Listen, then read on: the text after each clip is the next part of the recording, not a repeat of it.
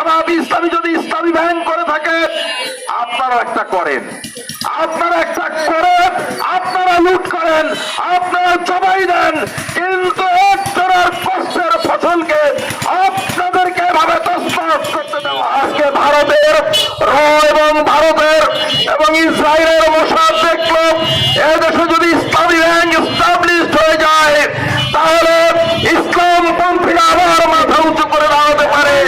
এই কারণে তাদের অর্থনৈতিক পঙ্গু করে দিতে হবে। এই কারণে ইসলামী ব্যাংককে আবার সেই লুটেরা এস আলমের হাতে তুলে দেওয়ার জন্য সরকারকে বাধ্য করে এস আলমকে আবার সেই ইসলামী ব্যাংকের ম্যানেজিং ডিরেক্টর পদে আবার বহাল রাখার চেষ্টা করছে। আমরা বলতে চাই,